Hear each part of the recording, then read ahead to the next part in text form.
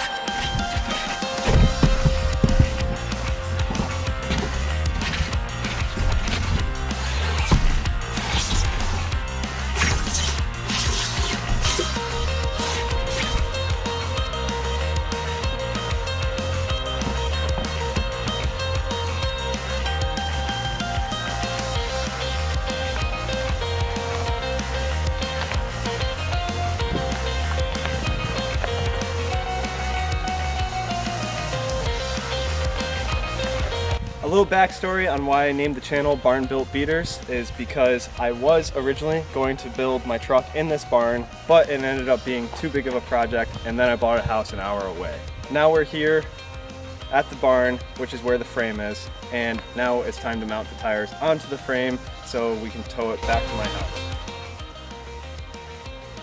The first step to getting the wheels on the frame was to uncover 2 years of overgrown weeds. When I first drove in, I could only see the frame horn sticking out from the jungle.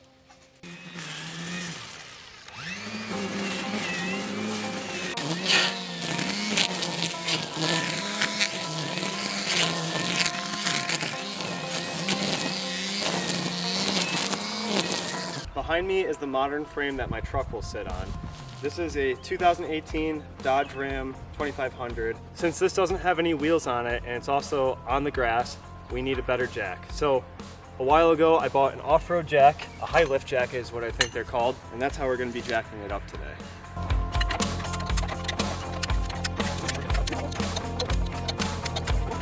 I did a little bit of research beforehand, and my 16-inch wheels do not fit over the calipers. So first step here is to actually take these off, and then they should hopefully slide on.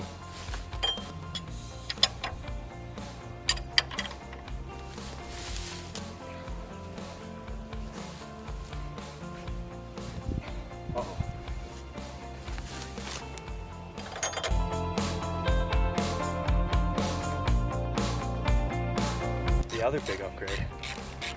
This brakes all the way around, baby. And bigger rotors and brakes.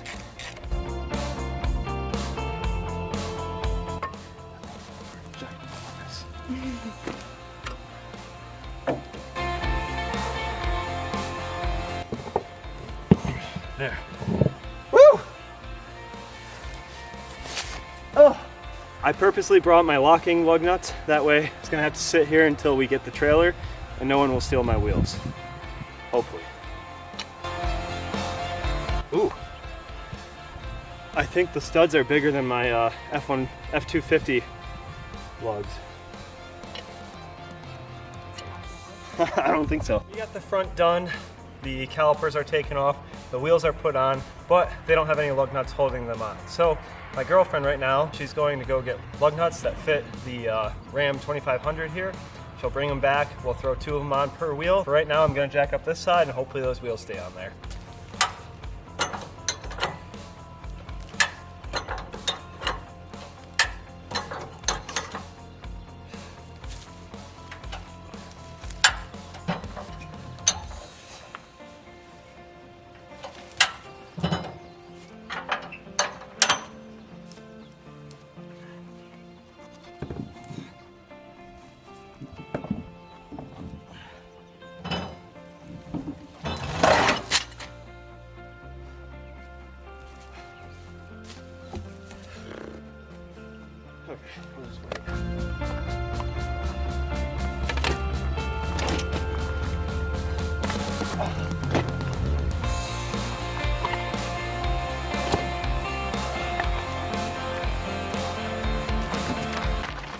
Hey guys, Kyle seems to be pretty done with the vlog for today, so we're signing off for the day.